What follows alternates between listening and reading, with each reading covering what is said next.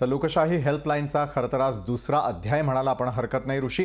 अगदी सुरुवातीला काही गोष्टी सांगाव्याशा वाटतात। काल दिवसभरामध्ये ज्या प्रकारे आपल्याला प्रतिसाद मिळाला, आज सकाळपासून आमच्या ऑफिसमधला टेलिफोन जो आहे तो खणखणतोय, कारण प्रत्येकाला मदत हवी आहे। तशाच प्रकारे मदतीचा हात पुढे करणाऱ्यांचे देखील फोन आमच्या कार्यालयामध्ये येताना दिसतात। आजच्या आपण चर्चेकडे त्याचबरोबर तुमचे प्रश्न जाणून घेण्यासाठी आम्ही जे आहे ते आपला क्रमांक जो आहे तो आपल्या टेलिव्हिजन स्क्रीनवरती देणार आहोतच। मात्र तत्पूर्वी काही गोष्टींची उजळणी अगदी थोडक्यात करूयात। तर मला वाटतं कालच्या संपूर्ण उपक्रमानंतर आपण ज्या काही गोष्टी शिकलो किंवा समजलो त्या अगदी थोडक्यात त्याची उजळणी करूयात। मला काल एक गोष्ट लक्षात आलेली आहे की रेमडेसिवीर हे प्रत्येक रुग्णासाठी तसं आवश्यक नाही आहे, असं डॉक्टरांनी प्रत्येक वेळेला प्रिस्क्रिप्शन करताना थोडी काळजी घेणं हा देखील एक महत्त्वाचा भाग। आणि त्याचबरोबर रेमडेसिवीर एखाद्याला हवं असेल तर त्याने कलेक्टरच्या ऑफिसमध्ये जाऊन त्या ठिकाणाहून ते मिळवणं, आणि त्यासाठीच असं आहे की तुमच्या घरात असलेला जो रुग्ण आहे किंवा तुमचे एखादे नातेवाईक आहे त्यांना तुम्ही भरती करत असताना मात्र जिथं कलेक्टरकडे ज्या हॉस्पिटलची नोंद करण्यात आलेली आहे त्याच ठिकाणी तुम्ही बेड मिळवून देतायत का, ही एक गोष्ट मी शिकलो। ऋषी, तुला काय शिकायला मिळालं? नक्कीच सगळ्यात महत्त्वाची आणखीन एक गोष्ट होती की औषधांच्या तुटवड्याबद्दल। अर्थात आपल्याला प्रत्येकाला माहिती आहे की रेमडेसिवीर मिळत नाहीये, ते मिळत का नाहीये आणि ते आपल्याला मिळूनही त्याचा तसा काही उपयोग होणार नाहीये, कारण ही सगळी गोष्ट वितरणाची गोष्ट प्रशासकीय पातळीवरनं आता झाली आहे। ही गोष्ट अद्ययावत होणं महत्त्वाचं आहे। पण आणखीन आत्ता जे या टेलिव्हिजन स्क्रीनवर आत्ता प्रेक्षक म्हणून जे कार्यक्रम बघतायत त्यांच्यासाठी महत्त्वाची गोष्ट, कोरोनाची बाधा आपल्याला होऊ नये, पण झाली तर आपण कुठल्या डॉक्टरकडे जावं, आपल्या जवळपासची यंत्रणा काय, कुठल्या सेवाभावी संस्था, सामाजिक संस्था आणि कोण आपल्याला वैद्यकीय मार्गदर्शन करू शकेल, याचा डाटा आता प्रत्येकानं आपापल्या पातळीवर आणि आपापल्या कुटुंबाच्या मदतीनं तयार करणं ही देखील एक महत्त्वाची गरज बनली आहे। आणि सगळ्यात महत्त्वाची गोष्ट की अनेक राजकारणी आहेत, सामाजिक संस्था आहे, प्रत्येकाबद्दल प्रत्येकानं नकार मांडण्याच्या अगोदर एकदा मदत मागून तरी बघा। लोक प्रामाणिकपणे तुम्हाला मदत करायला तयार असतात, कारण काल आलेले जवळजवळ शेकडोपेक्षा जास्त फोन आणि त्यांना अगदी कार्यक्रम संपल्यानंतरही राजकारण्यांनी, सामाजिक संस्थांनी तुमच्याकडे असा एक फोन आला होता, त्याला आम्हाला मदत करायची आहे, ही व्यक्त केलेली भावना खरं तर या सगळ्या नकारात्मक परिस्थितीत कृतार्थता म्हणजे काय हे सांगून देणारी गेली, शिकून देणारी गेली। आणि या नकारात्मकतेतच आपल्याला कुठेतरी सकारात्मकता शोधायची आणि त्याच अनुषंगाने लोकशाही हेल्पलाईन ही आजही आपण सुरू करत आहोत, खास करून तुम्हा सगळ्यांच्या प्रेमापोटी आणि आपण केलेल्या आग्रहापोटी। तर 022687990102 या क्रमांकावरती आपण कॉल करा। तुमच्या कॉलची मी आणि माझा सहकारी ऋषी आम्ही दोघेही जण वाट पाहतोय आणि अनेक सेवाभावी संस्था देखील वाट पाहताय। मात्र अगदी थोडक्यात ही मोहीम नेमकी काय आहे, कशा स्वरूपाची आहे, पाहूया त्याची एक छोटीशी झलक। इतरांसारखी केवळ ब्रेकिंग न्यूज साठी नसते आमची पळापळ, बातम्यांमधल्या माणसांसाठी असते आमची तळमळ। आता इंजेक्शनची गरज आहे सर आम्हाला। मुजम्मिन जी, मी विनंती करतोय माध्यमाच्या वतीनं, आपण धीर खचू नका। भारतीताई, मुजम्मिन मुर्जी आपल्या सोबत आहेत, एका रेमडेसिवीर इंजेक्शनसाठी त्यांची मागणी आहे, काय करता येईल आपल्याला का भारतीताई? ते मला त्यांचं नाव, हॉस्पिटलचं नाव आणि स्कोर जर दिला SMS तर मी लगेच तात्काळ त्यांना हे करायला लावते ॲलोपॅथी। टेलिव्हिजनच्या इतिहासात पहिल्यांदाच लोकांच्या समस्या सोडवण्यासाठी उपलब्ध केला लाईव्ह प्लॅटफॉर्म। आता मी बऱ्याच ठिकाणी फोन केलेत पण कुठेही उपलब्ध झालं नाही। मी आपले चॅनल थ्रू पाहिलं की हेल्पलाईन सुरू झाली आहे म्हणून।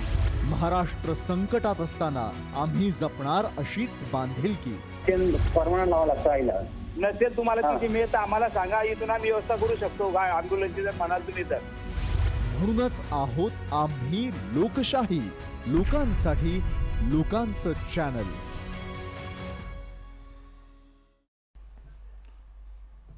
एकूणच आपण समजून घेतलं विशाल की आपण लोकांसाठी हे करतोय, पण सगळ्यात महत्त्वाची गोष्ट ही होती की लोक फोन करतायत। मला वाटतं रेमडेसिवीरच्या आवाहनाच्या निमित्तानं काल 80% लोकांचे फोन असे होते कार्यक्रम झाल्यानंतर की आम्हाला ही प्रक्रिया माहीतच नाहीये। प्रेक्षक हो, लक्षात घ्या, रेमडेसिवीर जर तुम्हाला कुठला डॉक्टर आग्रह करत असेल तर तुम्ही त्यांना विनंती करा, त्या वैद्यकीय यंत्रणेला विनंती करा की तुम्ही ही विनंती आमच्या पेशंटच्या नावासह अधिकृतरित्या प्रशासनाकडे करा, कारण ही मागणी आता फक्त प्रशासन पुरवणार आहे, खाजगी पद्धतीनं होऊ नका। कारण आज जो संपूर्ण रुग्णांवर ताण येतोय, रेमडेसिवीरच्या हजारो पोस्ट या सोशल मीडियावर टाकल्या जात आहेत, त्या प्रत्येकानं विचार करा, ही मागणी वैद्यकीय यंत्रणेच्या मार्फत अधिकृत मानली जाते। नक्कीच संजय बनसोडे यावेळेला आपल्या सोबत जोडले गेलेले आहेत, आमदार आहेत, लातूर या ठिकाणाहून आपल्या सोबत आहे। संजय जी, स्वागत आपलं लोकशाही हेल्पलाईन मध्ये। तुमच्याच भागातून लातूर या ठिकाणाहून नागेश जाधव यांनी अगदी काही क्षणांपूर्वी आपल्याला फोन केलेला होता आणि रेमडेसिवीरची खरं तर त्यांची मागणी आहे. रेमडेसिवीरचा पुरवठा कशा प्रकारे केला जातो याची जनजागृती ही लोकशाही हेल्पलाईनच्या माध्यमातून आम्ही देखील सातत्यानं करतोय. त्यामुळे कुठेतरी काळा बाजार रोखण्यामध्ये आपल्याला सगळ्यांना यश तर येणारच आहे. मात्र ज्या ठिकाणी खऱ्या अर्थानं आवश्यकता आहे त्या लोकांपर्यंतच फक्त रेमडेसिवीर जे आहे ते पोहोचावं यासाठी आपण सगळे मिळून काळजी घेतोय. नागेश जाधव यांची जी मागणी होती किंवा आज त्यांना काय सांगू इच्छिता आपण एक आमदार म्हणून लातूरचे, कारण अनेक ठिकाणची जनता भयभीत झालेली आहे आणि अशा वेळेला तुमचा मदतीचा हात त्यांच्यासाठी खूप महत्त्वाचा ठरू शकतो. संजयजी, एकदम बरोबर आहे तुमचं. आणि लोकशाही हेल्पलाईन जी तुम्ही चालू केली, खरंच मी तुमचं मनापासून या ठिकाणी कौतुक करतो की लोकांना आज ह्या हेल्पलाईनची खूप गरज आहे. नक्कीच सर. आणि आज मी लोकप्रतिनिधी म्हणून मतदारसंघात, जिल्ह्यात किंवा महाराष्ट्रात जो करतो तेव्हा रेमडेसिवीर इंजेक्शन आणि ऑक्सिजन ह्याची खूप मोठ्या प्रमाणावर मागणी आहे. आता आम्ही सरकारी दवाखान्यामध्ये रेमडेसिवीरचा कोटा चांगल्या प्रकारे आहे. तिथं आम्ही त्याचा स्कोअर बघून, पेशंटची हालत बघून आम्ही त्या ठिकाणी देत असतो. पण ज्या ठिकाणी सरकारची परवानगी घेऊन कोविड सेंटर चालू केलेले आहे त्या ठिकाणी सुद्धा आम्हाला जो जिल्ह्याला कोटा मिळत असतो तो कोटा आम्ही 40% आम्ही कोविड सेंटरला त्या ठिकाणी आम्ही देत असतो. त्या ज्या कोविड सेंटरची जशी मागणी आम्हाला सरकारी यंत्रणेला येते तिथं नोडल अधिकारी आम्ही नेमून त्या प्रत्येक हॉस्पिटलला आम्ही त्या नोडल ऑफिसरच्या मार्फत आम्ही ते इंजेक्शन देण्याचं काम त्या ठिकाणी करत असतो. आता जे कोणी जाधव व्यक्ती, आता तर आम्हाला अनेक आम्ही फोन असतात, आमचे 24 तास आम्ही फोन ते चालू ठेवलेले आणि हे आज आमचं कर्तव्य आहे, हे आम्ही केलंच पाहिजे. आम्ही सातत्यानं, मी स्वतः कोविड सेंटरमध्ये जाऊन भेटतो, त्या पेशंटशी मी स्वतः बोलतो, त्यांचं समुपदेशन त्या ठिकाणी मी करत असतो.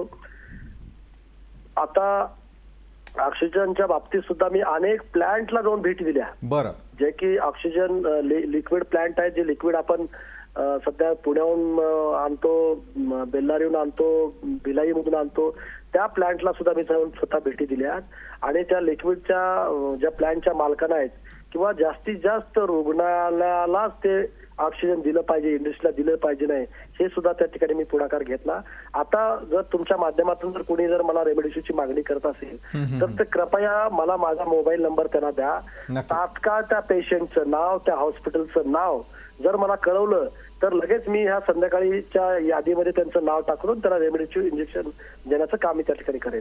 बरोबर. संजयजी, आपण आश्वासन एका बाजूला देता, एक लोकप्रतिनिधी म्हणून आणखी एक गोष्ट विचारावीशी वाटते. स्वयंपूर्णतेकडे आपण सगळेजण जात असताना कुठेतरी प्रत्येक शहरामध्ये, प्रत्येक गावामध्ये कोविड सेंटर्सची निर्मिती जर लोकसहभागातून करता आली किंवा लोकप्रतिनिधींनी त्यासाठी पुढाकार घेऊन जर काही गोष्टी सॉल्व्ह करता आल्या तर निश्चितच त्याचा कितपत फायदा होईल असं आपल्याला वाटतं. संजयजी, एकदम तुमचं बरोबर आहे. आदरणीय पवार साहेबांनी मागच सुतवाच केलं की ज्या ठिकाणी ह्या शुगर फॅक्टरीज आहेत किंवा मोठ्या मोठ्या शिक्षण संस्था आहेत त्या ठिकाणी आम्ही सगळेजण मिळून लोकशाही म्हणजे ह्याच्या माध्यमातूनच तिथं कोविड सेंटर उभारलं पाहिजे, असं मीही त्या मताचा आहे. नक्कीच. धन्यवाद संजयजी, आपण आमच्यासोबत जोडला गेलात आणि या उपक्रमामध्ये सहभागी आणि मी होत. खरंच तुमचं बरं का मनापासून या ठिकाणी कौतुक करतो की तुम्ही हे जी लोकांसाठी जी लोकशाही हेल्पलाईन चालू केली खरंच खूप चांगलं आहे. आणि प्रत्येकाला तुम्ही हे म्हणजे तिथल्या लोकप्रतिनिधी जागरूक राहिलंच पाहिजे आणि लोकप्रतिनिधी जागरूक राहतोच. पण हे तुमच्या माध्यमातून सुद्धा आम्हाला सातत्यानं वेळोवेळी सांगितलं पाहिजे की कुणाला जर कुठे अडचण असेल, कधी काय होतो, मोबाईल हा कधी बॅटरी संपून तो बंद पडलेला असतो, पुन्हा चालू केल्यानंतर तो काही मोबाईल त्या लोकांचा येत नाही. पण तुमच्या माध्यमातून जर आम्हाला सांगितलं गेलं तर त्याही लोकांना आपण मदत करण्याचं काम नक्कीच. संजयजी, गरजू लोकांचा आवाज आपल्यापर्यंत निश्चित पोहोचवू आणि धन्यवाद. आपण या हेल्पलाईनमध्ये जोडला गेलात आणि आपण इतकी तत्परता दाखवली की लातूर आणि त्या परिसरामध्ये जर कुणाला काही कमतरता असेल तर निश्चित संजयजी बनसोडे यांना आपण देखील कॉल करून त्यांच्यासोबत जोडले जाऊ शकतात. पुढचे कॉलर ऋषी आपल्यासोबत कोण आहेत? जितेंद्र चव्हाण आहेत पुण्याहून. जितेंद्रजी, थेट तुमचं म्हणणं मांडा की तुमची समस्या काय आहे. हॅलो. हा, बोला. हा सर, माझा समस्या असे की माझा भाऊ पुण्यामध्ये मीरा हॉस्पिटल शंकरशेठ रोडला ऍडमिट आहे. त्याचे 3-4 दिवस झाले तो आयसीयू मध्ये आहे. त्याला एनआयव्ही लावलेला आहे आणि एक्स्ट्रा ओटो पण लावलेला आहे. पण आता तिथे डॉक्टरांचं असं म्हणणं आहे की आमच्याकडे व्हेंटिलेटरची सोय नसल्यामुळे तुम्ही त्यांना ते व्हेंटिलेटरचा बेड जिथं असेल तिथं त्यांना शिफ्ट करा.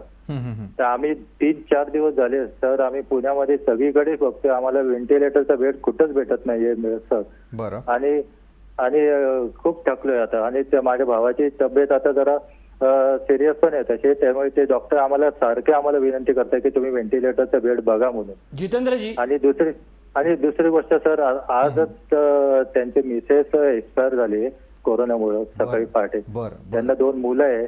तर आता त्यांची जबाबदारी सगळी माझ्या भावावर आणि माझ्या पुतण्यावर आहे जितेंद्रजी, आणि फार आमच्यावर आहे. मोठी जबाबदारी. आपण शूरवीराप्रमाणे यावेळेला पेलतात. खरोखर म्हणजे कौतुक वाटतं तुमच्या सारख्यांचं की एका बाजूला एक संकट आहे की घरात एका व्यक्तीचा मृत्यू काय होतो, दुसऱ्याचा जीव वाचवण्यासाठी, प्राण वाचवण्यासाठी आपण धडपड करताय. तुम्ही एकटे नाही आहात.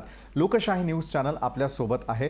त्याचबरोबर पुण्याहून आपल्याला कशा प्रकारे मदत मिळवता येईल हे आपण पाहणार आहोतच जितेंद्रजी. मात्र अगदी थोडक्यात एक थोडं जाणून घ्यायला आवडेल की मदतीचा हात पुढे येईपर्यंत रुग्ण या क्षणाला कुठे आहेत, त्यांचं वय नेमकं किती आहे, त्यांना कुठल्या गोष्टींची आवश्यकता आहे, हे जर आपण पुन्हा एकदा व्यवस्थित सांगू शकलात तर मदतीचा हात जो आपल्यापर्यंत पुढे येणार आहे त्यांना क्लॅरिटी मिळू शकते आणि लवकरात लवकर आपल्याला काय तातडीची मदत करता येईल याकडे आपण वळूया. जितेंद्रजी. हो सर, माझा भाऊ आता मीरा हॉस्पिटल, शंकरशेठ रोड, स्वारगेटचा तिकडे हडपसरला जो रोड जातो त्या रोडला ते हॉस्पिटल आहे, तिथे आता ऍडमिट आहे. आणि मला आता तो सध्या ते आयसीयू मध्ये आहे. त्याला NIV लावलेला आहे आणि त्याला एक्स्ट्रा O2 पण लावलेला आहे आता. आणि डॉक्टरांचं असं म्हणणं आहे की तुम्ही लवकरात लवकर त्यांना व्हेंटिलेटर बेडवर शिफ्ट करा. नक्कीच जितेंद्रजी, आपण तुमच्या प्रश्नाचं उत्तर शोधूया. आपल्यासोबत शिरीष मोहिते जोडले जात आहेत, सेवा मित्र मंडळ पुणे. फार मोठं काम आहे मागच्या काही वर्षभरापासून त्यांचं. शिरीष मोहिते जी आपल्यासोबत जितेंद्र चव्हाण आहे, त्यांचे भाऊ आहेत आणि त्यांची या क्षणाची गरज आहे की त्यांना एक व्हेंटिलेटर बेड हवा आहे. मागच्या 3-4 दिवसांपासूनची त्यांची धडपड आहे. त्यांच्या कुटुंबावर देखील एक मोठं संकट कोसळलंय. कशा पद्धतीने आपण मदत करू शकतो मोहितेजी? आता त्यांची ऑक्सिजन लेवल काय आहे आणि किती लिटर ऑक्सिजन लागतं आणि त्याची लेवल काय येते? जितेंद्रजी थेट बोला. हा सर, आता त्यांचे ऑक्सिजन आता त्यांना NIV आणि O2 लावल्यानंतर सुद्धा त्यांचे ऑक्सिजन लेवल आता 90 आणि 90च्या थोडी खाली जाते. आणि O2 आणि ते ऑक्सिजन लेवल ते काढल्यानंतर त्याचे एकदम लेवल 50च्या खाली येते.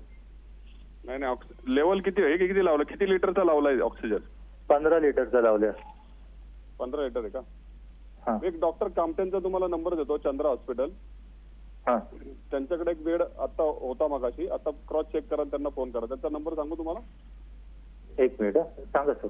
ते नोंद करून घेतील. शिरीषजी, आपण हा नंबर जितेंद्रजी यांना देऊया. जितेंद्रजी, वही पेन किंवा मोबाईल आपल्या सोबत या क्षणाला आहे का, म्हणजे आपल्याला नंबर लिहून घेता येईल? या निमित्तानं या पुढचे 2 तास जे कॉलर्स असतील किंवा जे सामाजिक सेवा असतील त्यांनाही आपण संपर्क करतो. या प्रत्येकाला कालपासून आपण विनंती करतोय किंवा या दोघांपैकी तुम्ही जर नसाल तर तुम्ही या क्षणाला एक गोष्ट लक्षात घ्या की प्रत्येक नंबर आणि नाव शक्यतो टिपून घ्या की जेणेकरून आपल्याला मदत करण्याची जी भूमिका असती त्यांच्यापर्यंत आपण पोहोचू शकतो. शिरीष मोहिते आहेत आणि जितेंद्र चव्हाण आहेत. शिरीषजी, मी विनंती करतोय की तुम्ही तुमचा नंबर सांगा, जितेंद्रजी नोट डाऊन करतील. Doctor Chandra hospital, Chandra hospital, खडी मशीन चौक, चंद्रा हॉस्पिटल, खडी मशीन चौक ना? हो. नंबर काय त्यांचा सर? 90 61 90 70 61 61 61 90 61 63 63 63 63 65 65 65 हो. 1 2 3 4 5 8 नंबर 8 आकडे आला सर.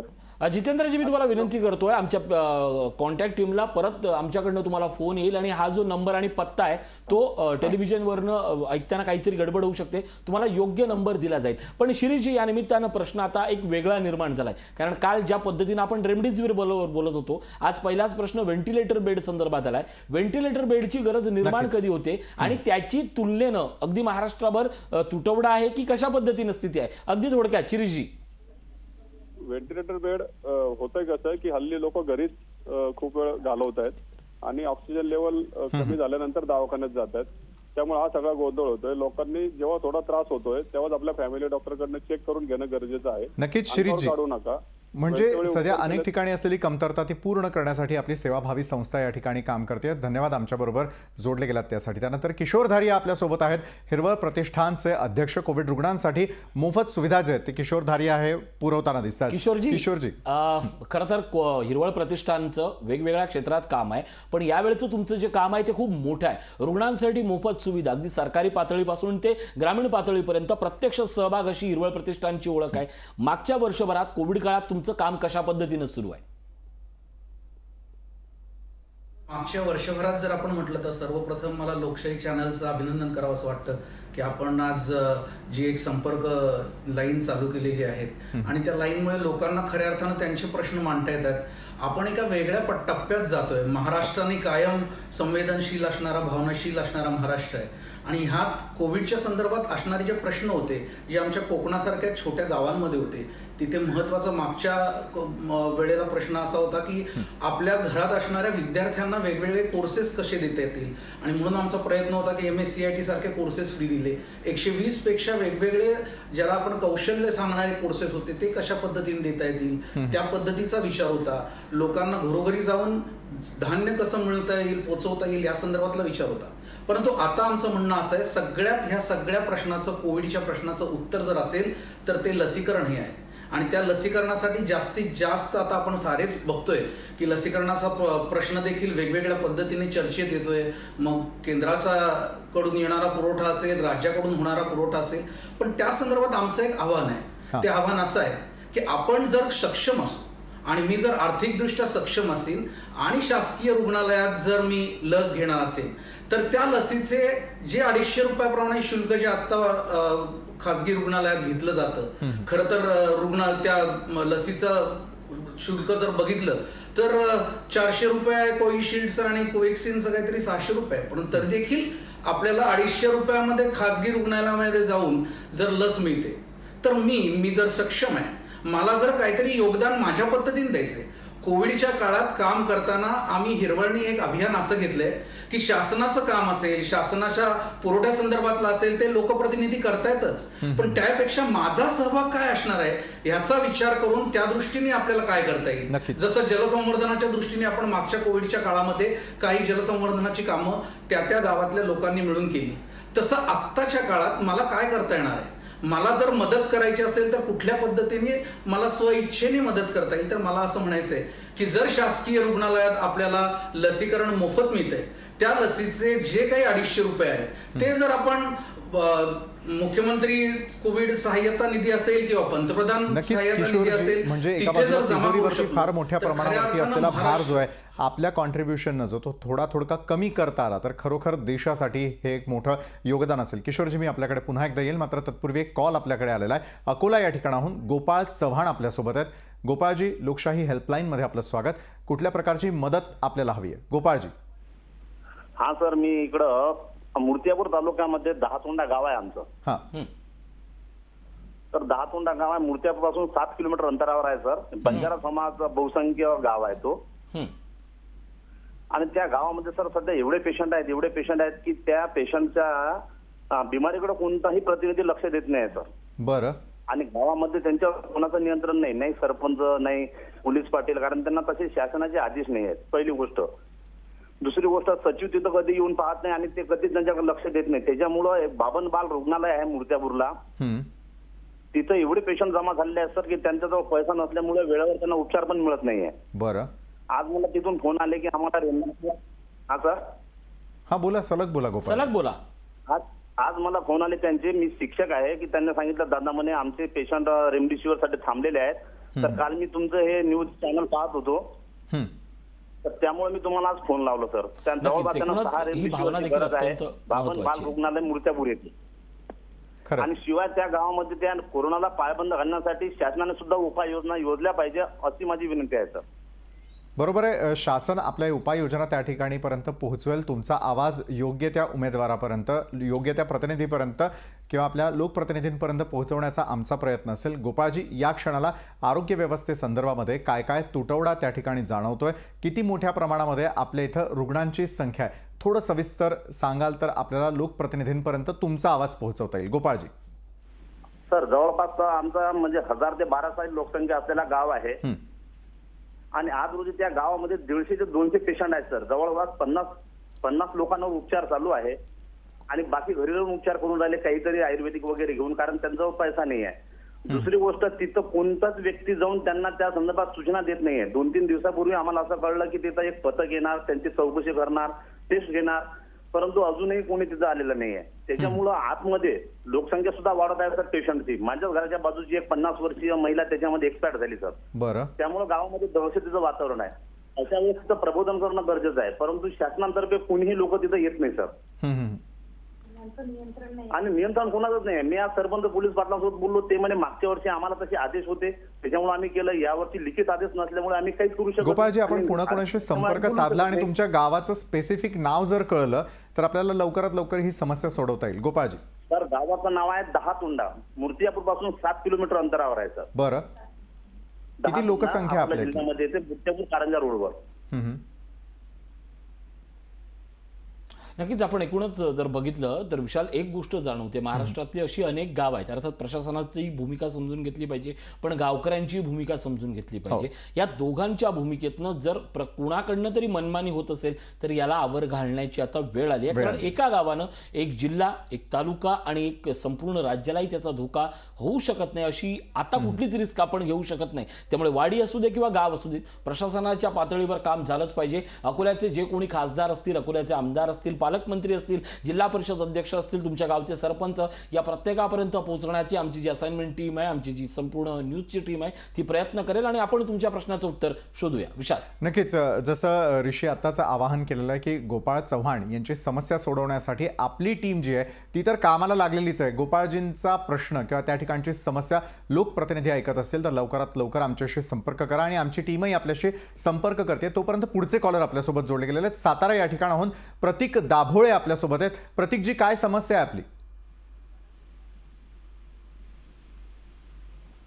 प्रतीकजी, आवाज येतोय माझा?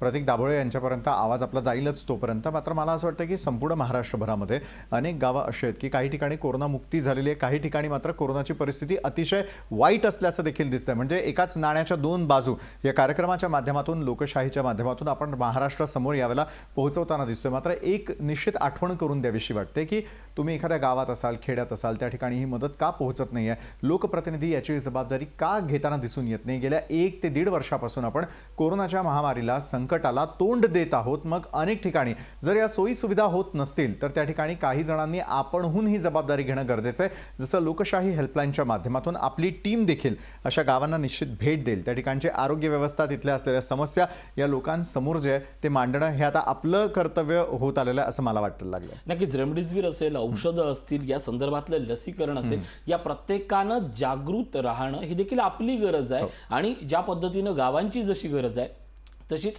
राजकीय यंत्रणेची आणि सरकारी यंत्रणेची ती गरज आहे. या तिन्ही टप्प्यावर आपण केवळ माध्यम म्हणून आपण या सगळ्यांचं उत्तर किंवा प्रश्न मांडणार नाही आहोत, तर उत्तर शोधणार आहोत. कारण आजच्या क्षणाला जी महत्वाची गरज आहे ती म्हणजे हेल्पलाईनच्या माध्यमातून महाराष्ट्राला कोरोनामुक्त करण्याची. एकाची गाफिलकी ही संपूर्ण समाजाला धोक्याकडे आणि संकटाकडे नेणारी ठरू शकते. लोकशाही हेल्पलाईनच्या माध्यमातून आपण पुन्हा एकदा विनंती करतोय की या ठिकाणी चॅनलच्या वतीनं कुठलीही रेमडेसिवीर किंवा चॅनलच्या वतीनं कुठलीही औषध, लसीकरण याचा थेट पुरवठा होत नाहीये.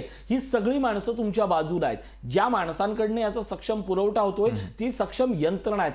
पण यंत्रणा जी तुमच्याकडे दुर्लक्ष करते त्यांच्यापर्यंत तुमचा आवाज पोहोचवण्याचा आमचा प्रामाणिक प्रयत्न आहे. कालच्या दिवसभरात हजारो फोन आलेत, या क्षणापर्यंत येतात. पण हे जसे फोन येतात तशी त्यांच्या माहितीची तपासणी केली जाते. अद्ययावत यंत्रणेकडनं त्यांचा रुग्ण किंवा त्यांचा पेशंट कुठे आहे तो शोधला जातो आणि त्याच्यावरच्या उपचाराची खातर जमा केल्यानंतर ते सगळे कॉल आपल्याला स्क्रीनवर डिस्प्ले होतात आणि त्यानंतर संबंधित असणाऱ्या स्वयंसेवी संस्था, संबंधित असणारे डॉक्टर यांच्यातलं आपण संवादाचं माध्यम बनतो. खरं म्हणजे गरजू आणि जे आरोग्य दूत बनतात या क्षणाला त्यांची नेमकी सांगड कशी घालून देता येईल यासाठी आमची हेल्पलाईन जी आहे ती तुम्हा सगळ्यांच्या सेवेमध्ये तत्पर आहे. वेळ झाली आहे एका छोट्याशा ब्रेकची. आम्ही लगेच परततोय.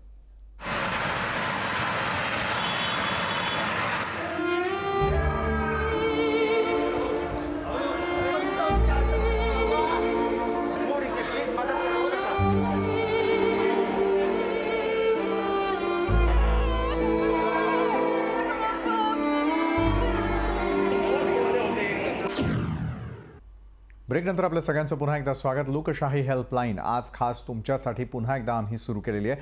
कोरोनाच्या या संकट काळामध्ये बेड्सची उपलब्धता नसेल, ऑक्सिजनची कमतरता असेल, त्या ठिकाणी अनेक औषधांचा जर पुरवठा कमी प्रमाणामध्ये होत असेल तर त्यामध्ये पुरवठादार आणि मागणी करणारा यांच्यात सांगड घालून देण्यासाठी आपण हेल्पलाईन आज सुरू केलेली आहे. त्याचा आज पुढचा अध्याय जो आहे तो आपण पाहतोय. या अध्यायात किशोर धारियाजी, अध्यक्ष हिरवळ प्रतिष्ठानचे आपल्यासोबत जोडले गेलेत. नक्कीच किशोरजी, या निमित्तानं जो प्रश्न निर्माण होतोय तो हा आहे की गावखेड्यात सरकारी सुविधांपेक्षाही कोविडच्या दुसऱ्या लाटेत एक गोष्ट प्रकर्षानं जाणवते, ते म्हणजे जनप्रबोधन होणं. मग ते व्हेंटिलेटरच्या पातळीवरचं असेल, लसीकरणच्या पातळीवरचं. अगदी लसीकरणचं साधं सांगतो की लसीकरणाचा तुटवडा आहे हे चित्र दुसऱ्या बाजूला, पण आम्हाला लसीकरण करायचंच नाही आहे असा गावखेड्यात समज होणारे जवळजवळ 80-90% आहे. तर या पातळीवर तुम्ही आम्ही कशा पद्धतीनं पुढे आता सरसावलं पाहिजे? आपल्याला एक गोष्ट प्रकर्षाने सांगू इच्छितो की गाव पातळीवर ज्या पद्धतीने आपण आता लसीकरणासाठी जनप्रबोधन करायचं म्हणतोय, त्यात सगळ्यात महत्वाचा प्रश्न असा आहे की आता आम्ही काय करतोय की हिरवळ प्रतिष्ठान मार्फत, हिरवळ एज्युकेशनल ट्रस्ट मार्फत ज्यांना कोणाला नोंदणी करायची, लक्षात घ्या की आपल्याला गाव पातळीमध्ये एकतर सगळीकडेच वायफाय म्हणा किंवा नेटवर्क म्हणा याचा प्रॉब्लेम आहे. त्याच्यामुळे ज्यांना ऑनलाईन रजिस्ट्रेशन करायचंय ते रजिस्ट्रेशन करण्याकरता जसं आपली हेल्पलाईन आहे त्या पद्धतीने आमच्या कॉलेजच्या विद्यार्थ्यांकडून आपण फोनवर माहिती दिली तर त्या व्यक्तीचा, आपल्याकडचे आजी आजोबा असतील, आपल्याकडे ज्याला आपण डिजिटल नॉलेज नाही अशी कितीतरी लोक आहेत आणि त्यांना आता काय झालंय की आपल्याला लवकर जर लसीकरणाच्या तिथे जाऊन रजिस्ट्रेशन करण्याची जी प्रक्रिया आहे त्यातला वेळ वाचवायचा असेल तर ऑनलाईन रजिस्ट्रेशन केलं पाहिजे. मग ऑनलाईन रजिस्ट्रेशन करण्याकरता आम्ही असा प्रयत्न करतोय की तुम्ही फोन करा, तुम्ही आम्हाला तुमची माहिती द्या, तुमचं ऑनलाईन आम्हाला फोटोज पाठवा, आधार कार्डाचे फोटो पाठवा, ज्याच्या आधारे आपण त्यांचं रजिस्ट्रेशन करून देऊ. त्याच्यामुळे एक प्रकारे एक सोयीस्कर पुढच्या वेळेला येणाऱ्या टप्प्यात जे आपल्याला असं वाटतं की लसीकरणाच्या वेळेला ग्रामीण भागात, कोकणात जी एक गर्दी होईल ती गर्दी होणार नाही. आणि एक निश्चित असा जो विचार होता की पहिल्या सुरुवातीला काही दिवस असं होतं की लसीकरणाविषयीचा लोकांच्या काही संभ्रम अवस्था होत्या, परंतु आता मला असं वाटतं की लोकांना लसीकरण लवकर व्हावं अशी गावाकडची पण अपेक्षा आहे. नक्कीच, म्हणजे गाव असेल, खेडं असेल, गल्लीपासून दिल्लीपर्यंत सगळीकडे ही यंत्रणा काम करत असावी आणि ती सक्रिय ठेवण्यासाठी आपण सगळ्यांनी जे तितकंच जागरूक होणं गरजेचं आहे. धन्यवाद किशोर धारियाजी, आपण आमच्यासोबत जोडला गेलात त्यासाठी. त्यानंतर धनंजय गोलेकर आहेत आपल्यासोबत, पुढचे कॉलर आपल्यासोबत जोडले गेलेले आहेत.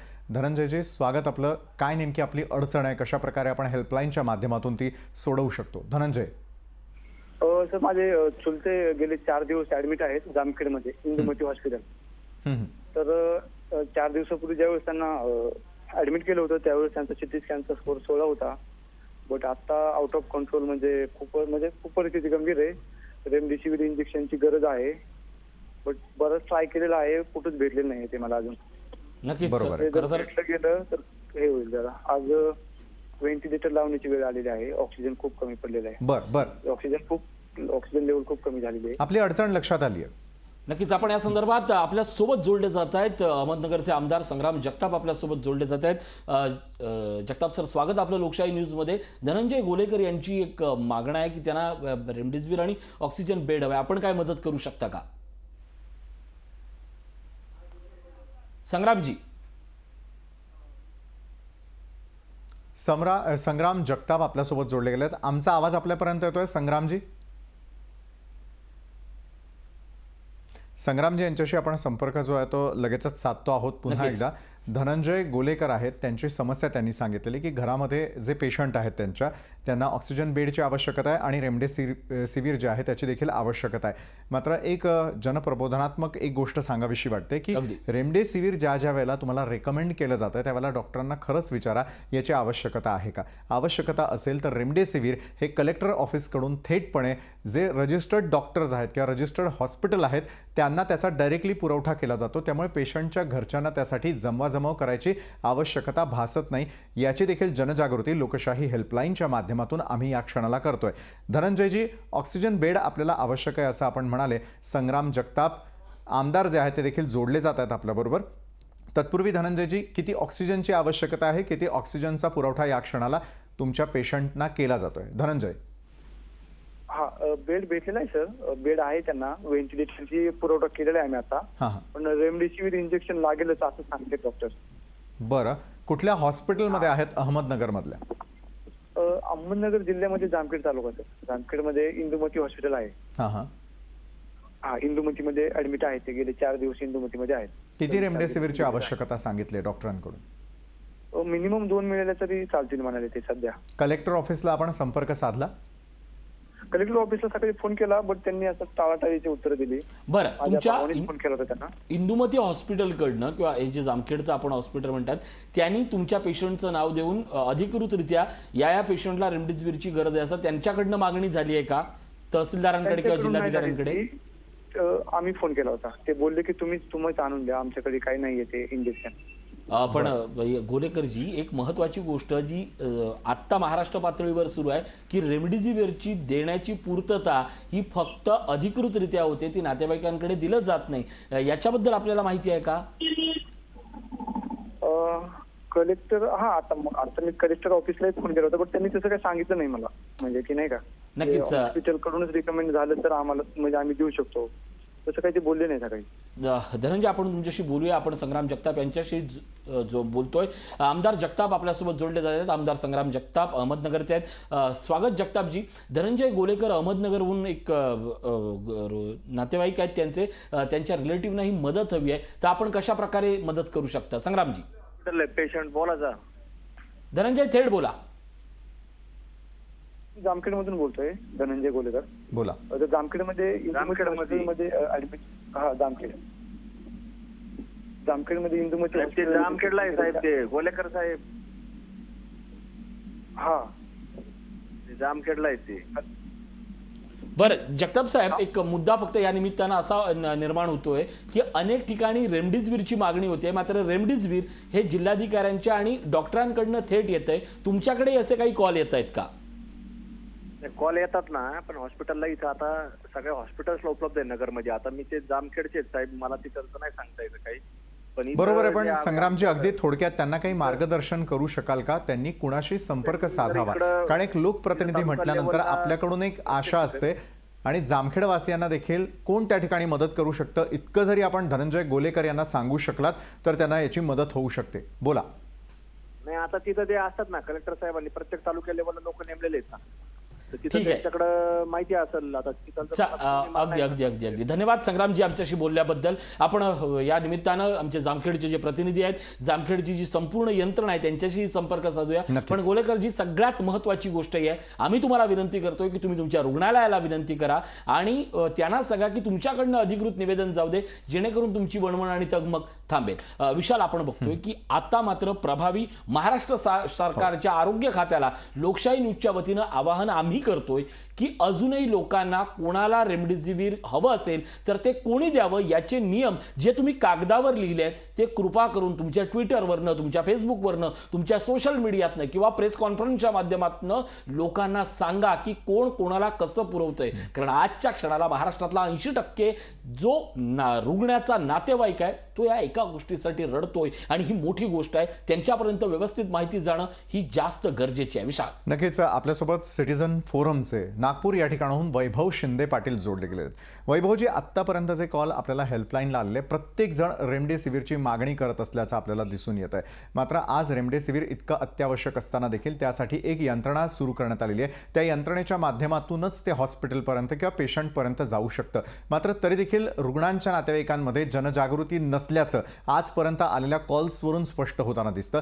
दुसरीकडे जर ही गरज भासत असेल तर हॉस्पिटल स्वतः का नाही कॉन्टॅक्ट करत कलेक्टरना किंवा असलेली मागणी याची नोंद कलेक्टर किंवा त्या ठिकाणी असलेले तहसीलदार यांच्याकडे का केली जात नाही? यामागचं मुख्य कारण आपणही काम करत असताना सिटीझन फोरमच्या माध्यमातून तुमच्या देखील निदर्शनास कुठल्या गोष्टी आल्या, म्हणजे का असं सगळं काही घडतंय, सगळे सैरभैर का पळताना दिसत आहेत? थोडं शांत होऊन जर विचार केला तर योग्य वेळी योग्य ते उपचार पेशंटला आणि त्यांच्या नातेवाईकांपर्यंत पोहोचवले जाऊ शकतात. वैभवजी, तुमचा अनुभव काय आहे?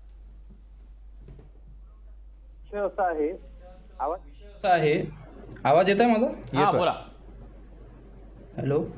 आहे की आतापर्यंत असं आहे की आतापर्यंत आपल्या महाराष्ट्राला केंद्र सरकारकडून 4.5 लाख रेमडेसिवीर इंजेक्शनचा पुरवठा करण्याचा आदेश देण्यात आला होता, पण आतापर्यंत फक्त 2.5 लाख पर्यंतच आपल्याला इंजेक्शन आलेले आहे आणि बाकीचे आलेले नाही आहे. आणि आता विषय असा होते की डॉक्टर लोक आपल्या रुग्णांच्या नातेवाईकांना लिहून देतात प्रिस्क्रिप्शन. तसं पाहिलं तर तुम्हाला सुद्धा माहिती आहे की आता आम्ही नागपुरात आहोत, नागपुरात त्या रेमडेसिवीर इंजेक्शनच्या विक्रीसाठी बंदी आहे. ते फक्त जिल्हाधिकारीच वाटप करू शकतो आणि कधी जेव्हा हॉस्पिटल स्वतः तो अर्ज भरून जिल्हाधिकारी कार्यालयात पाठवतात तेवढेच इंजेक्शन कलेक्टर तिथं पाठवतो. ठीक आहे. तर याच्यात असं होत आहे की इथं बाकायदा रूल नुसार असं आहे की कलेक्टरच हॉस्पिटलला देऊ शकतो, दुसऱ्या कोणाजवळ रेमडेसिवीर इंजेक्शन देऊ शकत नाही. तरी सुद्धा हॉस्पिटलवाले रुग्णांच्या नातेवाईकांना प्रिस्क्रिप्शन लिहून देतात. आणि याच्यामुळे प्रश्न असा निर्माण होतो की रुग्ण आणेल कुठून? विक्रीच अवेलेबल नाही आहे तर रुग्ण कुठून आणेल? तर इथं मोठा प्रॉब्लेम जर कोणाचा असेल तर तो सरकारचा आहे. कारण की यांच्याकडे तशा पद्धतीचा आराखडा नाहीये. आणि हे बघा, हॉस्पिटलवर या प्रशासनाचा वचक सुद्धा नाहीये की तुम्हाला आम्ही जे प्रोव्हाइड करत आहोत त्यातून तुम्ही वापरा. पण मला असं वाटते की एक तर प्रशासन कुठेतरी चुकत आहे, नाही तर मग हॉस्पिटल चुकत आहे. आणि कारण की तुम्ही मागं बघितलं असेल की हॉस्पिटलमधून सुद्धा काळाबाजारी झालेली आहे रेमडेसिवीर इंजेक्शनची. वेगवेगळ्या न्यूज मध्ये वेगवेगळे लोक पकडले सुद्धा आहेत, ते आलेलं आहे. पण इथं मला असं वाटतं की प्रशासन पुन्हा एकदा येतो. अतिशय रास्त असा मुद्दा तुम्ही उपस्थित केलेला, यावरती प्रकाश टाकण्यासाठी पुन्हा एकदा मी आपल्याशी संपर्क साधतोच आहे. यावेळेला आनंद बाळसराफ आहेत पिंपरी चिंचवड या ठिकाणाहून. आनंद, आपली काय नेमकी समस्या आहे? हेल्पलाईनच्या माध्यमातून आपण मिळून सोडवूयात, बोला. सासरे आहेत माझे, तर त्यांचा स्कोर पार आहे ना मागापर्यंत 60-65 पर्यंत होता नाही का. पण आता डायरेक्ट म्हणजे कुठंच बेड भेटला नाही. आम्ही दुपारीपासून फिरतोय, कुठंच बेड भेटला नाही. त्यांचा आता स्कोर पार 30ला आलाय. म्हणजे नाही का, ते ऑक्सिजन लेवल 30 पर्यंत आली आणि अजूनही बेड अवेलेबल झालेलं नाहीये. बर, सामाजिक कार्यकर्ते SM रत्नपारखी आपल्यासोबत या क्षणाला जोडले गेले आहेत. SM रत्नपारखीचे आपल्यासोबत असलेले कॉलर आहेत आनंद बाळसराफ, पिंपरी चिंचवड या ठिकाणाहून बोलताय. त्यांची समस्या आहे ती सोडवण्यासाठी आपण कशा प्रकारे समाधान शोधू शकतोय. SM रत्नपारखीजी आणि आनंदजी, आपण एकमेकांशी देखील बोलू शकताय. रत्नपारखीजी. सर मला एकदा तुमच्या अँकर बरोबर फक्त 1 मिनिट बोलायचंय, बाकी मग मी यांच्याजवळ बोलू शकतो.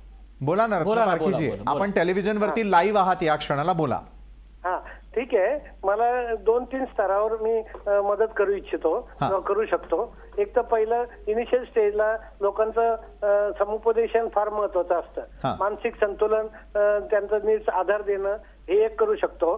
त्याच्यानंतर ज्यांना लक्षणं दिसतात प्राथमिक लेवलला त्यांना आयुर्वेदिक, होमिओपॅथिक किंवा इनिशियल स्टेजची जी मेडिसिन असतात ती सुचवू शकतो. ज्यांना स्वतःचे पैसे नाही आहेत, जे घेऊ शकत नाहीत, त्यांना फ्री मध्ये देऊ पण शकतो. नक्कीच रत्नपारखीजी, तुमचं काम जे त्याविषयी आपण जाणून घेणार आहोत. आपण कशी मदत करूयात तेही जाणून घेऊयात.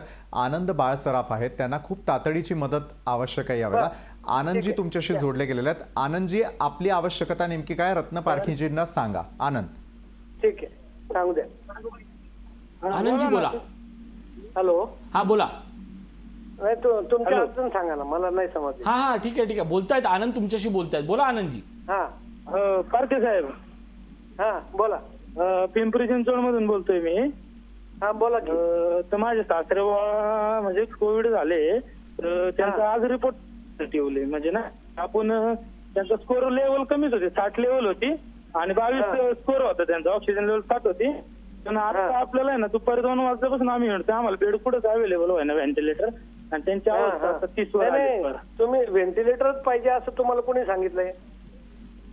नाही सगळीकडं म्हणजे रिपोर्ट घेतले ना तिथूनच, कारण की त्यांचे 30 वर स्कोर आलाय ना बरं आता. आणि तो मेन व्हेंटिलेटरच बेड पाहिजे का? हो. बरं ठीक आहे. इकडे तुम्ही कुठं राहता आता? मी पिंपरी चिंचवड मध्ये राहतो. सासरे माझे लवळ्यात राहते ते, म्हणजे पुण्यात मी प्राधिकरणातूनच बोलतोय, त्यामुळे मी विचारलं. तुम्ही लवळ्यात असताय ना? हा, तुम्हाला मी 2-3 नंबर देतो नंतर, मी काढतोय आहेत माझ्याकडे, तुम्हाला सोयीस्कर म्हणून विचारलं.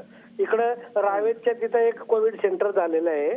त्याच्यानंतर रावेत मध्येच मी आता कुठे माहिती का, साई सिटी केअर हॉस्पिटल नक्कीच एक लक्षात घ्या आनंदजी मी तुम्हाला विनंती करतोय की तुम्हाला आमच्या टीमकडनं रत्न पारखींचा नंबर दिला जाईल आणि रत्न पारखी यांनाही आमची विनंती असेल की जी मदत आनंद बाळ सराफ आहेत त्यांना आपण पोहोचूया, कारण आता असंख्य फोन हे वेटिंगवर आहेत. तुमचा एक फोन आणि तुमची एक मदत ही आमच्यासाठी अत्यंत महत्वाची आहे, कारण प्रत्येक जीव प्रत्येक श्वास याच्यासाठी लोकशाही न्यूजचं हे सगळ्यात मोठा प्लॅटफॉर्म आहे. नक्कीच हेल्पलाईनच्या माध्यमातून आपण ही सगळी मदत करतोय. रत्न पारखीजी, अगदी थोडक्यात तुमच्या कार्याबद्दल तुम्ही बोलत होतात सुरुवातीला, सांगा. हॅलो. हा रत्न पारखी. हा जो तुमचा उपक्रम आहे ना त्याच्याबद्दल मला मनापासून अतिशय धन्यवाद द्यायचे. धन्यवाद सर. खूप लोकांचे अति अडचणी आहेत, प्रचंड लोकांना गायडन्स नाहीये, तर तुम्ही हे जे करताय ते अतिशय खूप चांगलं काम आहे. रत्न पारखीजी, मला तुम्हाला धन्यवाद द्यायचे. रत्न पारखीजी, एकच महत्वाचा प्रश्न, तुम्ही 3 पातळीवरचे उपचार करता, त्यातला जो पहिला उपचार आहे त्याची आज महाराष्ट्राला गरज आहे. लोक कशा पद्धतीनं घाबरलेले असतात आणि त्यांना कशा पद्धतीनं आपण समुपदेशन करता आणि काय सल्ला द्याल महाराष्ट्रातल्या लोकांना? महाराष्ट्रात असं आहे की इनिशियल स्टेजला सुरुवात एक तर प्रिकॉशन घ्यायची हे सगळ्यांना माहित झालेलं आहे. आता काय काय करायचंय त्याच्यात काय परत आपण पडायची गरज नाही, सगळ्यांना माहिती आहे. परंतु थोडीफार इथे लक्षणं दिसली तर त्याच्यासाठी पहिली गोष्ट निम्मे लोक घाबरून जातात आणि मानसिक स्वास्थ्य बिघडतं, त्याच्यातून तुमची प्रतिकारशक्ती कमी होते. तर ती एकदम धैर्य देणं, सपोर्ट करणं, आम्ही पिंपरी चिंचवड कॉर्पोरेशन मध्ये पण तो उपक्रम राबवतोय की पहिलं लोकांना धैर्य देणं. सेकंड स्टेजला काय काय कुठं तुमची लक्षणं आहेत, काय काय सुरुवात, प्रत्येक वेळेला काय हॉस्पिटलमध्ये जायची गरज नसते. बरोबर. दुसरा उपाय तुम्ही सुचवत होतात. दुसरा उपाय प्रत्येक हॉस्पिटलला न जाता इनिशियल स्टेजला जर माझी मुलगी डॉक्टर आहे, मला त्याच्याद्वारे मला बऱ्यापैकी माहिती मी करून घेतलेली आहे, आम्ही पण त्याच्यातून गेलेलो आहे, त्यामुळे लोकांना त्याच्यात उपयोग व्हावा ही आपली तळमळ आहे. तर इनिशियल स्टेजला ज्यांची लक्षणं आहेत त्यांना काय काय उपाय करायला पाहिजेत जेणेकरून लवकर क्लिअर होता येईल, हा एक सेकंड आपण सांगू शकतो. आणि तिसरं, कोणाला जर औषधं आयुर्वेदिकची, होमिओपॅथीची किंवा ॲलोपॅथीची घेतात येणं शक्य नाही, पैसेच नाहीत, तर अशांना आपण मोफत औषधं पण देऊ शकतो. बरोबर आहे. म्हणजे मोफत औषध उपचार त्यासाठी मिळतात, मात्र लोकांमध्ये त्या संदर्भातली जनजागृती नसल्याचं देखील दिसून येतं. आपल्याशी जर कोणाला संपर्क साधायचा असेल तर कशा प्रकारे ते साधू शकतील? रत्न पारखीजी. चौथं एक ऐकून घ्या शेवटचं फक्त, नक्की. पिंपरी चिंचवड कॉर्पोरेशन मध्ये बऱ्यापैकी बेड उपलब्ध आहेत. मी त्याच्यामध्ये त्यांच्या हेल्पलाईन मध्ये त्याच्या टच मध्ये होतो. तर तो लास्ट स्टेज ज्यांना ऍडमिशन अत्यंत गरजेचं आहे त्यांच्यासाठीचा तो विषय आहे. या 4 स्टेजवर आपण मदत करू शकतो. नक्कीच. रत्न पारखीजी, मी थोड्या वेळासाठी थांबवतोय. जसं आपण लगेचच चेक केलेलं आहे आणि बेड त्या ठिकाणी उपलब्ध आहे असं सांगताय. जर यावेळेला आनंद बाळ सराफ लोकशाही न्यूज चॅनल आपण पाहत असाल तर तुमच्या नातेवाईकांसाठी बेडची उपलब्धता ही पिंपरी चिंचवड या ठिकाणीच आहे, त्यामुळे इतरत्र कुठेही संपर्क न साधता रत्न पारखीजी यांच्याशी तर तुम्ही संपर्क साधूच शकताय. मात्र पिंपरी चिंचवड या ठिकाणी ही आरोग्य व्यवस्था उपलब्ध आहे, त्या ठिकाणी बेडची उपलब्धता आहे, हे रत्न पारखीजींनी आपल्याशी बोलत असतानाच लगेचच आपल्यासाठी शोधून या संदर्भातली माहिती दिली आहे. बरं रत्न पारखीजी, फक्त आनंद बाळ सराफच नव्हे, असे अनेक लोक आहेत ज्यांना पुण्यामध्ये आज हॉटस्पॉट असल्या कारणामुळे अनेक गोष्टींची सुविधा ही अत्यंत आवश्यक असते. मात्र अशा वेळेला पहिल्यांदा काय करावं हा प्रश्न त्यांच्या समोर असतो. त्यामुळे काही महत्त्वाचे क्रमांक, काही महत्त्वाच्या वेबसाईट तुम्ही पुणेकरांसाठी आणि पिंपरी चिंचवड किंवा आसपासच्या उपनगरांमध्ये राहणाऱ्यांसाठी सुचवू इच्छिता का? हो, फक्त आता ते कशा पद्धतीने माझ्याकडे लिस्ट आउट करतो मी आणि परत तुम्हाला कशा पद्धतीने पाठवायचा हा प्रश्न आहे. नक्कीच आमची टीम तुम्हाला संपर्क करेल आणि ही सगळी माहिती आम्ही टेलिव्हिजन स्क्रीनवरून महाराष्ट्रापर्यंत, देशभरापर्यंत पोहोचू, हे मात्र नक्की. ठीक आहे. मी सगळे इथले पिंपरी चिंचवडचे सगळे नंबर, हेल्पलाईन हे मी एकत्रित करून तुमच्या यांच्याकडे देतो. नक्कीच. धन्यवाद. आमच्या बरोबर आपण जोडला गेलात आणि आनंद बाळ सराफ यांच्यापर्यंत देखील मदत पोहोचवण्यामध्ये तुम्ही आमची मदत केली त्यासाठी. ओके, धन्यवाद. थँक्यू. पुन्हा एकदा धन्यवाद रत्न पारखीजी. पुण्याचे महापौर मुरलीधर मोहोळ आपल्यासोबत जोडले जात आहेत. मोहोळ साहेब, स्वागत आपलं लोकशाही न्यूजच्या माध्यमातून. आपण पुणेकरांसाठी किंवा पुण्यासह महाराष्ट्रातनं जेवढे रुग्ण आहेत त्यांच्यासाठी एक मदत उभी करतोय. काही वेळापूर्वी आनंद बाळ सराफ होते, पिंपरी चिंचवडचे होते, त्यांच्यासाठी एक व्हेंटिलेटर बेडची गरज होती. आपण काय या क्षणाला मदत करू शकता? नाही, आता ते नेमके पिंपरी चिंचवड मध्ये आहेत की पुण्यामध्ये आहेत तेवढं थोडं समजेल. नक्कीच ते पिंपरी चिंचवड या ठिकाणी आहेत. मात्र मुरलीधर मोहोळजी, मला आपल्याला निश्चित विचारावं असं वाटतं की कोरोनाच्या पहिल्या लाटेच्या दरम्यान पुणे हे हॉटस्पॉट म्हणून ओळखलं जात होतं.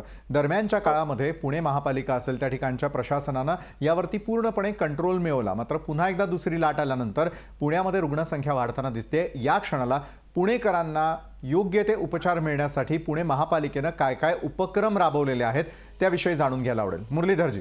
नाही, निश्चित गेले 2-2.5 महिने आपण पाहतो की ही दुसरी लाट जी आली ती दुसऱ्या लाटेमध्ये आपण पाहिलं की संसर्गाचा वेग खूप आहे आणि त्याच्यामध्ये साधारणतः जर आपण पाहिलं तर होम आयसोलेशन जे आहे हे सुद्धा पहिल्या लाटेपेक्षा आपल्याला जास्त पाहायला मिळालं.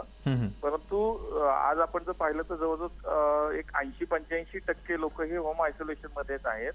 एक 15%च्या आसपास लोक आता हॉस्पिटलमध्ये उपचार घेत आहेत. परंतु रोजचा आकडा जर आपण पाहिला तर तो मोठ्या प्रमाणामध्ये येत असल्यामुळे हॉस्पिटलमधले सुद्धा बेडची कमतरता ही थोडीशी जाणवू लागली होती. परंतु गेल्या 2.5 महिन्यामध्ये महानगरपालिकेने जवळपास 4,000चे बेड जे होती संख्या ती जवळपास 10,500 पर्यंत आता गेली. त्याच्यामध्ये सीसीसीचे बेड सोडून आपल्याला तुम्हाला ऑक्सिजन बेड्स असतील, आयसीयू असतील, अगदी व्हेंटिलेटरचा आकडा सुद्धा अगदी या सगळ्या याच्यामध्ये मोठ्या प्रमाणामध्ये महानगरपालिका म्हणून आम्ही मोठं इन्फ्रास्ट्रक्चर याच्यामध्ये उभं करण्यात यशस्वी झालो. आमचं जम्बो हॉस्पिटल आज 700 बेडचं फुल कॅपॅसिटीने सुरू आहे. आमचं महापालिकेचं नायडू हॉस्पिटल, बाणेर हॉस्पिटल आणि दळवी हॉस्पिटल हे सुद्धा आता पूर्ण क्षमतेने सुरू आहेत. शिवाय खासगी हॉस्पिटलचे सुद्धा 80% बेड्स आता ताब्यात घेतलेले आहेत. सेंट्रलाइज बेड मॅनेजमेंट सिस्टीम महापालिका आज चालवती आहे. त्यामुळे मुरलीधर मोहोळजी, माफ करा, मला तुम्हाला थोडं थांबावं लागतंय. मी आपल्याकडनं आणखी महत्त्वाची माहिती जी आहे ती घेणारच आहे. यावेळेला पुण्यातून अक्षय पालखंडे आपल्यासोबत जोडले गेलेले आहेत. अक्षयजी, काय तुमची समस्या आहे? आणि यावेळेला पुण्याचे महापौर मुरलीधर मोहोळ देखील आपल्यासोबत आहे. त्यांच्याकडनं कदाचित आपली मदत देखील होऊ शकते. अक्षयजी. हॅलो अक्षय, बोला, आपली समस्या सांगा. हा सर, आवाज येतोय सर? मला आवाज येतोय अक्षय, बोला आपण. हा सर, माझा मित्र आहे, त्याच्या आई हॉस्पिटलमध्ये. हा, तर त्यांना आता ते म्हणतात की घरी जावं म्हणतात ते. हे बघा, ते कुठल्या हॉस्पिटलमध्ये या क्षणाला उपचार घेत आहे, पेशंटचं वय नेमकं किती आहे आणि डॉक्टरांनी त्यांना नेमकं काय सांगितलंय, कारण खुद्द महापौर देखील आपल्यासोबत आहे, आपली मदत केली जाऊ शकते. अक्षयजी, सविस्तर सांगा पेशंटच्या बाबतीत. ते आता पवन हॉस्पिटलमध्ये आता. हा, त्यांचं वय आहे 46. बरं. तर ते आधी कोरोना झाला होता त्याचा. हा, तर ते आता क्लिअर झालेले आहेत. त्यांना आता ते म्हणतात की तुम्ही घरी जावा. बर. ऑक्सिजनची सोय इथे नाहीये. ऑक्सिजन तुम्हाला आम्ही म्हणजे ते ऑक्सिजनची सोयच करून देत नाही, फक्त घरी जावा म्हणतात. बरं अक्षयजी, नक्कीच. मुरलीधर मोहोळजी, आपण ऐकलं असेल, अक्षय पालखंडे आहेत पुण्यातून. त्यांचे जे पेशंट आहेत त्यांना आता घरी जाण्यासाठी सांगितलं जात आहे, मात्र ऑक्सिजनची घरी मात्र सोय होऊ शकत नाही, अशी त्यांच्या समोरची समस्या आहे. अशा वेळेला पुणेकरांचं समाधान आपण कशा प्रकारे करू शकतो? मुरलीधरजी, मार्गदर्शन. मी अक्षयला हे विनंती करतो की पेशंटचे जे काय नाव आहे ते सांग. तुम्ही आता मला जर इथं सांगितलं तर मी लिहूनही घेतोय. ताबडतोब आपण नेमकी काय परिस्थिती आहे, पेशंटला आता ऑक्सिजनचं बेडची गरज आहे नाही, संबंधित हॉस्पिटलशी त्वरित संपर्क केला जाईल. मला फक्त रुग्णाचं नाव अक्षय तुम्ही द्या. अक्षय, पेशंटचं नाव, नंबर आणि संपर्क क्रमांक जर तुम्ही देऊ शकलात तर महापौर त्यात मदत करण्यासाठी तयार आहेत. अक्षय, आपण थेट बोला. मुरलीधर मोहोळ आपल्याबरोबर फोनवरती जोडले गेलेत. चालेल, मी नंबर देतो सरांना त्या. हा, नाव सांगा आणि नंबर सांगा. हा हा, अक्षय सांगा, नाव सांगा. मुरलीधर मोहोळजी, आपण एक काम करूयात. अक्षय पालखंडे यांच्याबरोबर आमची टीम संपर्क करेल. हे सगळे डिटेल्स आम्ही आपल्यापर्यंत पोहोचवतो. तत्पूर्वी आपला वेळ देखील अतिशय महत्त्वाचा आहे, कारण पुण्यातल्या अनेक समस्या तुम्ही या क्षणाला सोडवताय. मुरलीधर मोहोळजी, कुठले महत्त्वाचे क्रमांक, कुठल्या महत्त्वाच्या वेबसाईट्स ज्यावरती पुणेकरांना पुण्यातल्या बेड उपलब्धतेबाबत, ऑक्सिजन संदर्भात, इतर गोष्टींच्या बाबतीतली माहिती आपल्याकडून पुरवली जाते अगदी थोडक्यात पुणेकरांसाठी? मुरलीधर. याच्यामध्ये महानगरपालिकेच्या माध्यमातून आमचे कंट्रोल रूम सुरू आहे. त्या ठिकाणी पुण्यातल्या खासगी हॉस्पिटल सोबतच महानगरपालिकेच्या हॉस्पिटलचे सुद्धा बेड या ठिकाणी अवेलेबल केले जात आहेत. रोज आज आमची 24 तास त्या ठिकाणी कंट्रोल रूम सुरू आहे.